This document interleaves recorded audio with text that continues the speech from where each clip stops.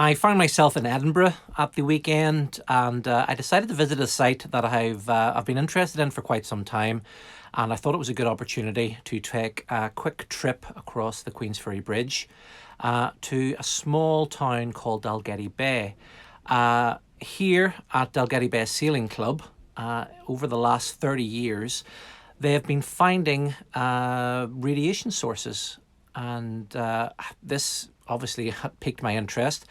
So I hot-footed it there, and I obviously discovered first of all the signage, just sort of telling people just to be very, very careful. I had my Geiger counter with me, and it pretty much gave me the same readings I would get here that I would find at home. Peaked in a few spots. The reason for it was the Royal Navy built an aircraft service and repair yard called HMS Merlin. It closed at the end of the war, and the site then was built upon. So they built a large industrial estate and also a lot of housing. And more than likely, it was the radium painted on aircraft dials that they probably buried and all around the area, and also probably dumped in the sea. So during storms and tides, obviously a lot of this stuff is being washed up on the shore.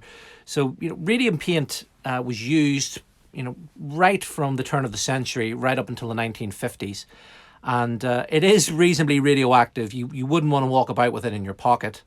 And I have a dial out of a Spitfire, and I'll just show you now how radioactive it is.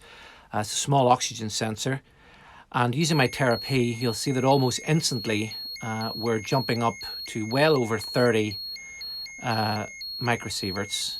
And although that is not dangerous to your health to sort of walk past it, if you were to sleep with it under your pillow or ingest it, the dust off the radium, that would be very, very bad. Radium paint is quite a large alpha and beta emitter, so you don't want to ingest this at all. In fact, the Radium Girls, if you want to look that up, it's quite a famous story behind that.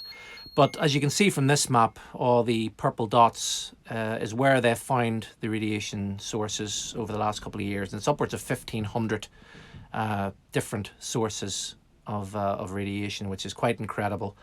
The Ministry of Defence will be undertaking a cleanup process this year, which will involve dredging out into the Forth there. Hopefully they do a thorough job and they remove everything that's out there, because I would not like to see what they did dump out there. It's probably not very nice. But yeah, quite an interesting site, very, very interesting history, and I don't think the history is quite finished yet.